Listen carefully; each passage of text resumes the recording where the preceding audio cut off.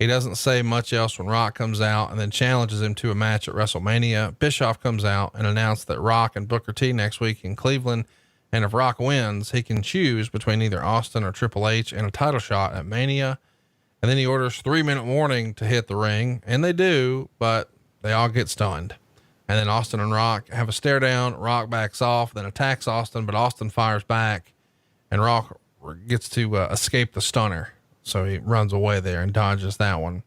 The March 10th Raw, Rock said he's not going to wrestle Booker because all he wants to do is beat Austin at WrestleMania.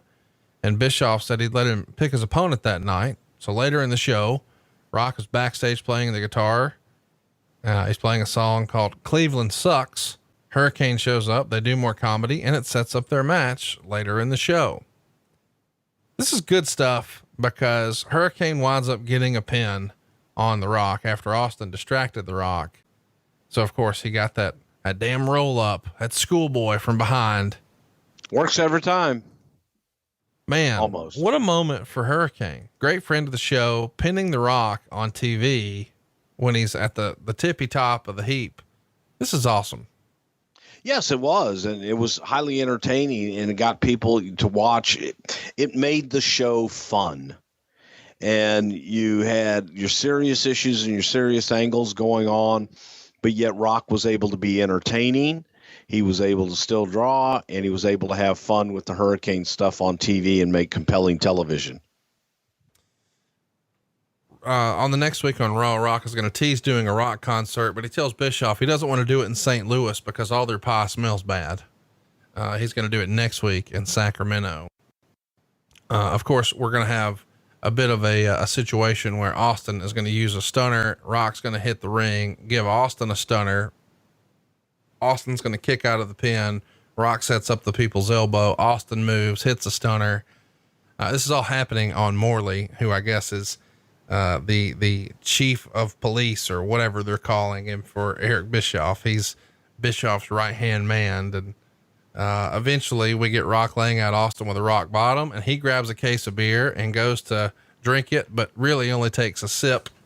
And it's kind of fun. Also fun is the March 15th Miami house show. We would see Rock get a clean win over Brock Lesnar here with the rock bottom. But what's interesting is after the match, he's doing a promo and introduces his wife and his brother-in-law, his mother, his grandmother, as well as some players from the Dolphins. He thanks the crowd for cheering him and says, "I know you're supposed to boo." And he says to Lesnar, he was happy he didn't have to take an F5 because that really hurts. Fun stuff here. But the March 24th Raw is where we see Austin opened the show, challenging The Rock to come out, and says he's not going to leave until he does. And of course, 12 police officers come out with Bischoff. Eventually they have a court order banning Austin from the Arco Arena. And as the officers are kicking him out, Rock is singing Jailhouse Rock. And, this is good stuff. Later in the show, Rock does his rock concert with the guitar in the ring. He's singing about the fat women in Sacramento and how Austin must be mixing pot with his beer if he thinks he can win. Are you out there selling bootleg t-shirts for $5? Rock does some Willie Nelson and then finishes with some acapella Sinatra. Hold your applause.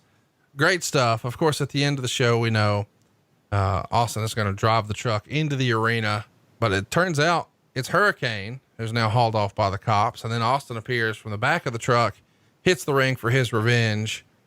Great stuff. Fun way to build to WrestleMania 19.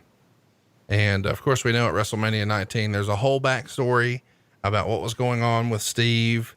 And you can hear all about that in a couple of different episodes in the archive, specifically WrestleMania 19. And we've covered Austin in this era as well. But this match is not nearly what, some of their other matches were, but still a hell of a match. 4 stars, 17 minutes, 53 seconds. Rock's going to do an interview in the show that is really, really good.